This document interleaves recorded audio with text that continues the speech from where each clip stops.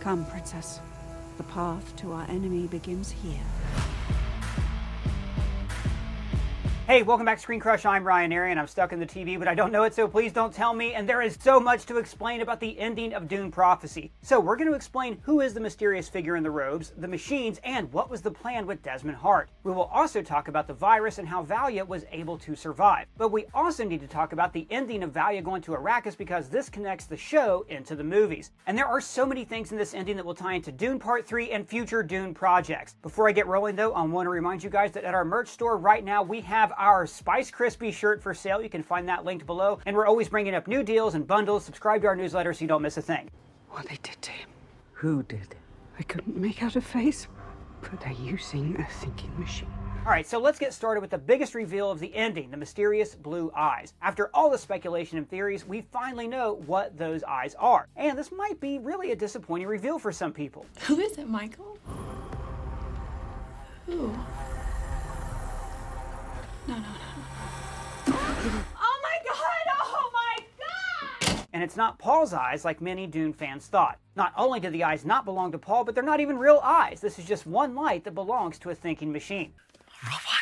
The two eyes are just an optical illusion created by Desmond Hart's eyes when he's been operated by the machine. And that's the blue eyes the sisters saw in their visions. This is because of the biovirus. The sisters gained access to his traumatic memories of being swallowed by the sandworm and then awakened by the machine. Okay, but what's the deal with the robot? Okay, so Desmond was saved by a thinking machine. And remember, all computers and robots were outlawed and destroyed during the machine war. Now, why was that again? Well, it depends on which version of Dune we're talking about. What does that even mean, person? Well, I'll explain the difference in a second, but in the original Dune books, humanity became too dependent on their computer and AI, and some humans even started enslaving other humans. This led to a crusade where humans decided that they would never allow machines to think for them again, so they destroyed all of their AIs. In the later Dune books, this was retconned to the machines being evil AIs who enslaved humanity. So humans rose up and destroyed the machines, and that's the story that the show follows. I remember that for 100 years we have fought these machines. But there is something else about Desmond's memory. There's a mysterious figure wearing a black robe watching his eye surgery. So who is it? Is it some rogue sister? A Sith Lord? Is that Darth Plagueis the Wise who hides in a cave like some creep? Well, it's likely not a sister, and it certainly isn't Darth Plagueis. Wrong franchise. But there are some hints to their identity, but this is part of the theory that we're going to explain later in the video. So in last week's episode, Mother Raquella takes over Lila's body, and she reveals that the thing that was burning the sisters and others is a biovirus. It's a genetic airborne virus created by the machines. The machines designed a pathogen that incubated in the human body,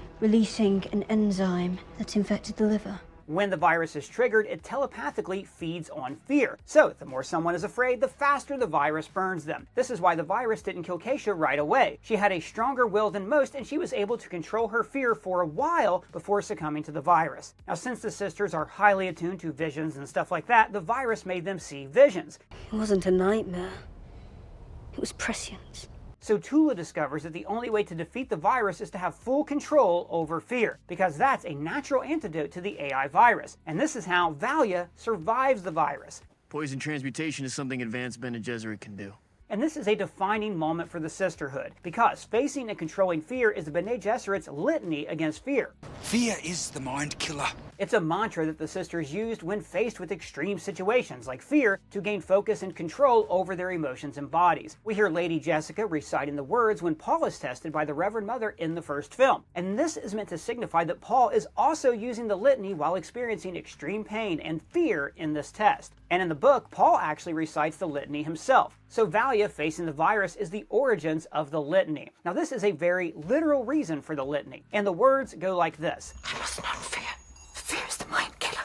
Fear is the little death that brings obliteration. And these words are represented visually in Valia's vision while the virus is killing her. She experiences her fear and regrets about her brother. But this also shows the origins of the voice, which is meant to represent her willpower. The fact that the first time she used the Sister's Jedi mind trick was to save her brother. The next phrase is, And I'll face my fear, not permit it to pass over me and through me. And again, we see that in the vision. Valia faces the virus head on. With Tula's help, she faces the fear, no longer fighting it, but standing her ground. The virus passes over her and through her like a storm. She lets it because her fear is gone. She is immune to the virus's effects. And when it has gone past, I'll turn the inner eye its path.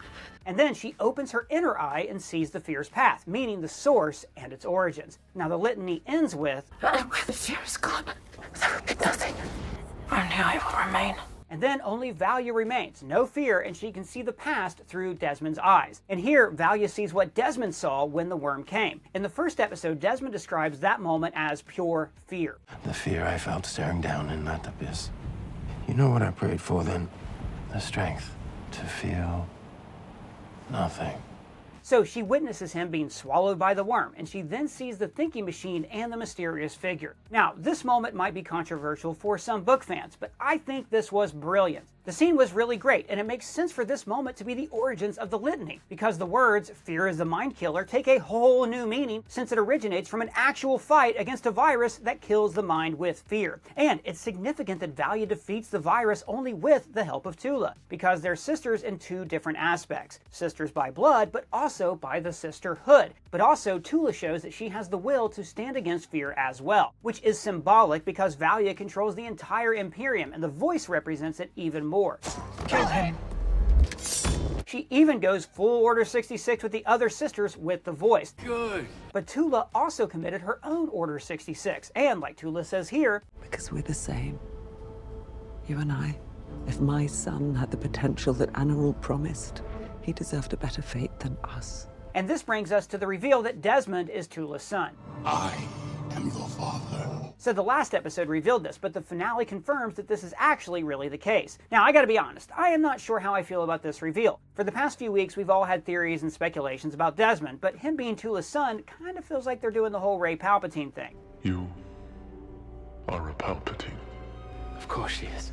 You know, a child who's sent away by their parents to hide them from an older evil relative. The child ends up on a desert planet where they have a life-changing experience after meeting a robot. And then the child gains powers and their new purpose is to destroy their older relative and defeat an evil order. And somehow Palpatine returned. Yes, but this is more of a callback to Jessica and Paul. Like Tula, Jessica defied her Reverend Mother because she was supposed to give birth to a girl and not a boy, since that was the plan of the breeding program. In fact, Jessica and Leto's daughter was supposed to marry Fade Routha, and their child had the potential of being the chosen one. So there's power in the union of these bloodlines.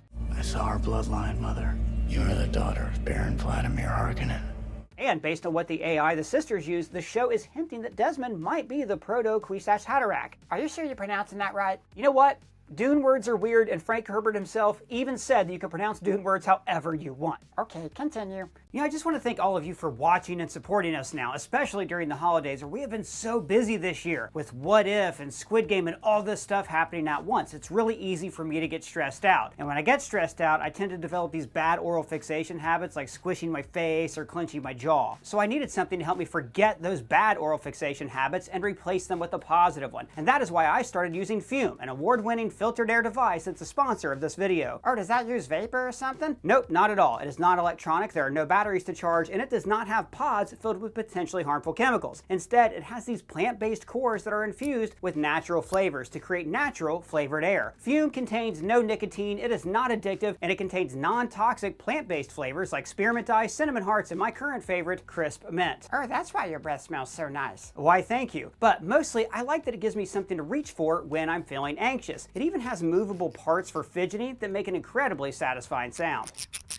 And Fume continuously invests in third-party studies to ensure the safety of their products, and it is backed by doctors in the USA. And hey, maybe you don't have a bad oral fixation habit, but you know someone who does. Fume is a great gift for your friend with a New Year's resolution to help them change their habit today. I mean, after all, Fume has served more than 300,000 happy customers like myself, and you can be their next success story. So this holiday season, give the gift of better habits with Fume. Head to fume.com/ScreenCrush and use the code ScreenCrush to get a free Fume topper when you order a journey pack. It is the perfect addition to make your gift even more special. And if you're lucky, you could even win one of Fume's limited edition gold-plated devices this holiday season. Again, that's tryfume.com/ScreenCrush or scan the QR code on screen to grab yours now and make somebody's holiday unforgettable. Now, back to what I was saying. The Chosen One is a superhuman individual, the culmination of 10,000 years of the Bene Gesserit breeding program. The sisters can access the genetic memories of their female ancestors, but Paul can unlock the memories of all his ancestors. But it's more than his bloodline. Paul was trained as a of Bene Gesserit, but he's also a Mentat, which is a human computer, and he's also a guild navigator. And they can see the future when traveling through space. Paul can bridge space and time and see the future with prescience. Now, from what we know about Desmond, he's had no such training, so he cannot see the future or the past like Paul. But this raises the question as to why Desmond was chosen. Was it because he's related to Valia and Tula, so he will have reason to destroy them? Or was he chosen because of his potential? After all, he was able to negate the voice. Now, he might have done it because of his cybernetic upgrades and the virus, or it might be because the Force is strong with him.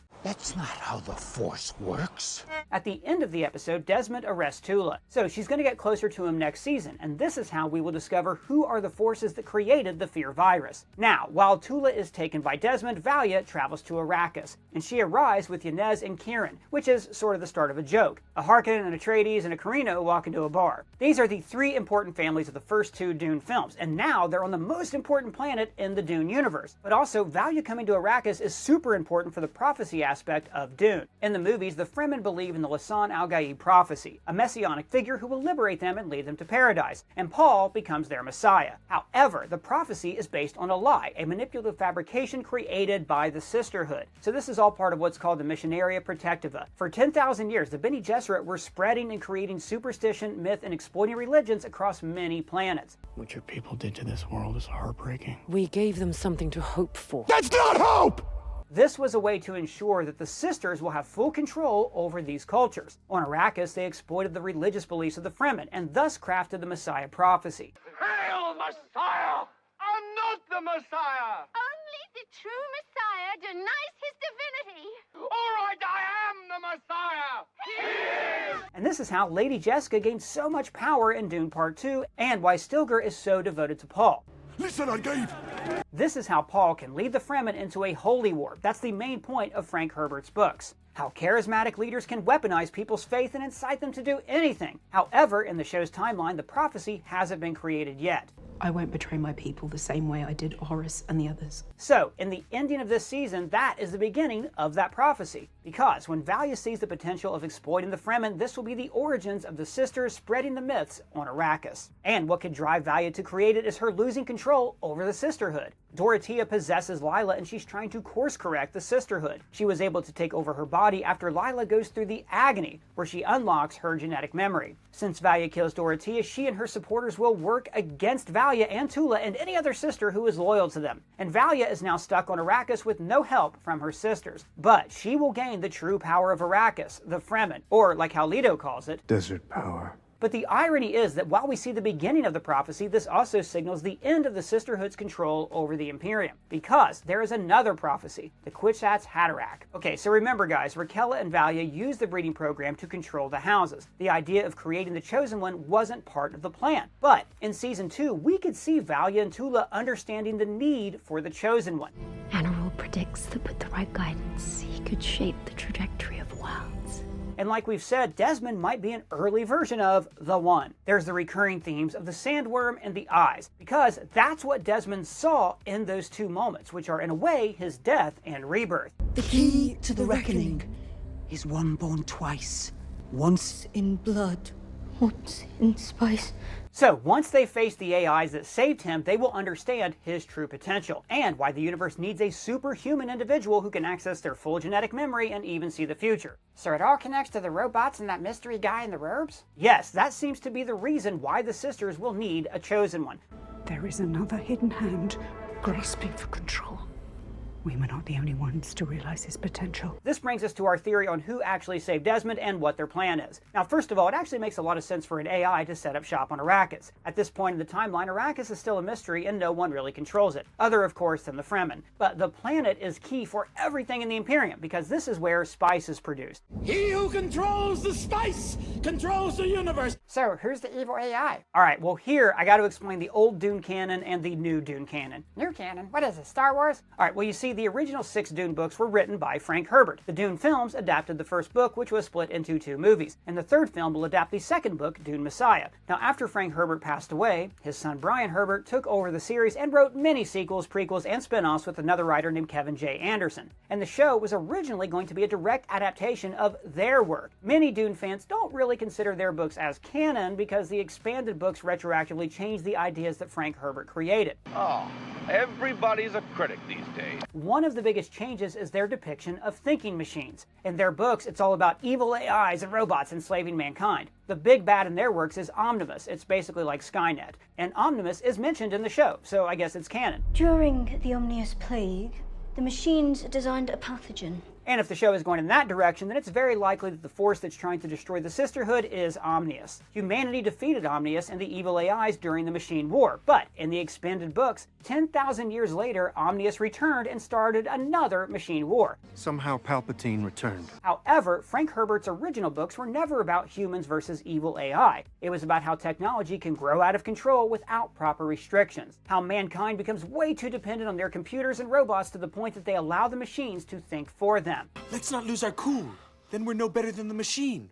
So that's the drift for the Dune fans who see the Brian Herbert and Kevin J. Anderson books as a misunderstanding of the original ideas. But Brian is Frank Herbert's son, and he's allowed to do whatever he desires with Dune because it's his and his father's creation. However, there's wiggle room in how the show depicts the thinking machines, and the show's creators might be creating an amalgamation of the 2 versions from the books. Because keep in mind that the Sisterhood is using an AI to gain power, just like how Desmond uses a machine-made virus, and how Paul then weaponizes the Fremen to start a holy war. It's all about people and what they do with their power. Anirul is the Sisters' supercomputer. Raquel fought in the Machine War, and that's how she got her hands on Anirul. She and then Valia use Anirul to calculate the future through their breeding program. So they're putting a lot of trust in what the AI is showing them.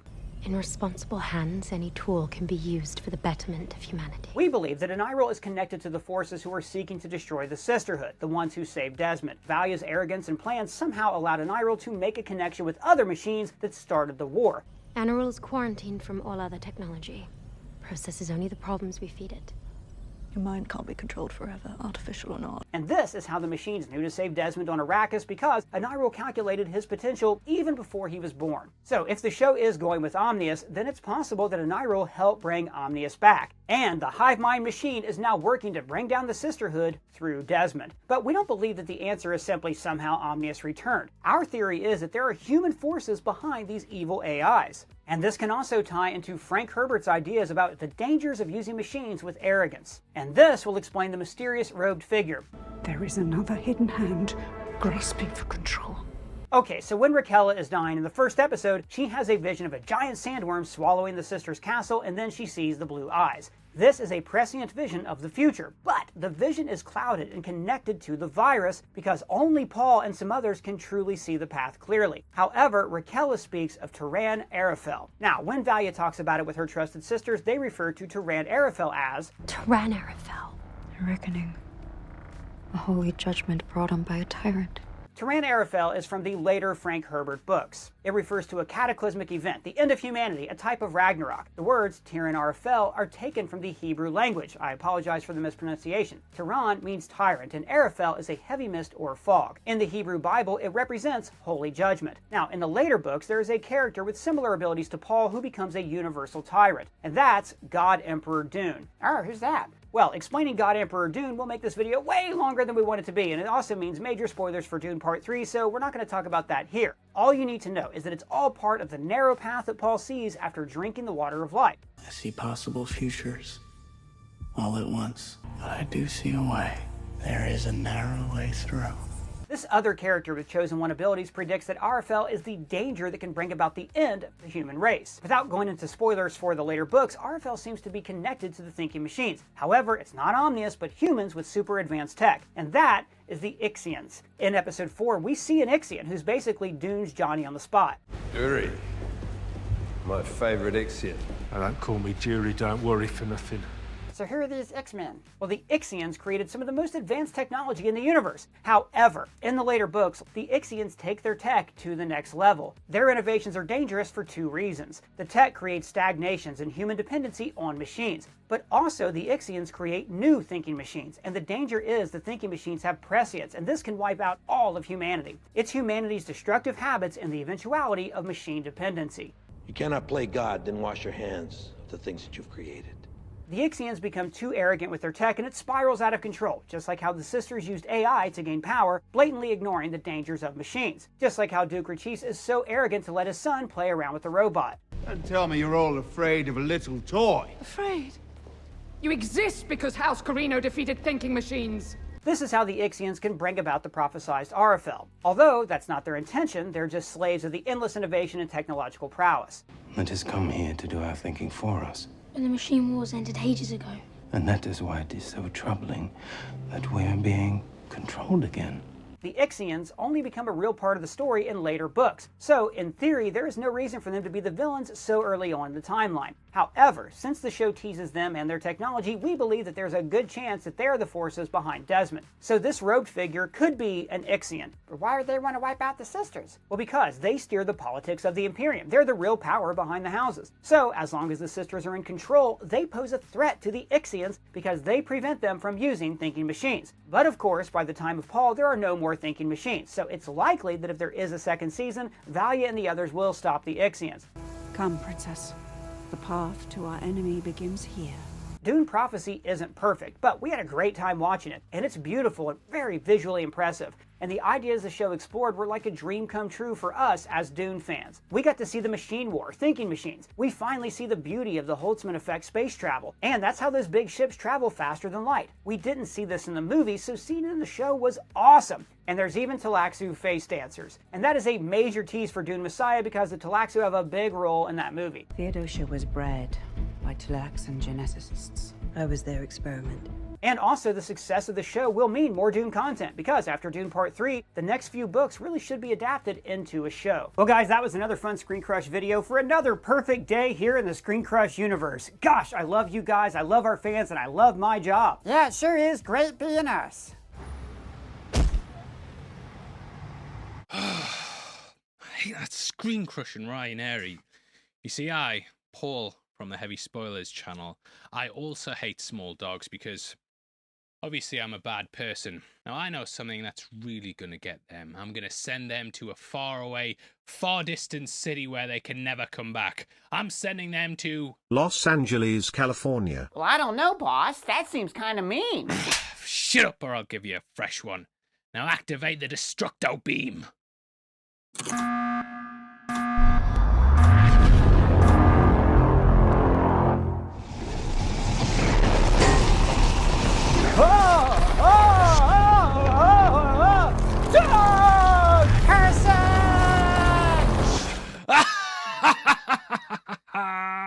That's right, guys. As a reminder, we are going on tour, and you can check out the link below for a special 20% off discount for our 8 shows next year. We're so excited about it. So guys, big shout out to Pavel T, who wrote and edited this video. And a reminder, check out the link below for your Fume device and use our discount code ScreenCrush to get yours today. And let us know what you thought of Dune Prophecy down in the comments or at me on Twitter. And if it's your first time here, please subscribe, smash that bell for alerts. For ScreenCrush, I'm Ryan Airy.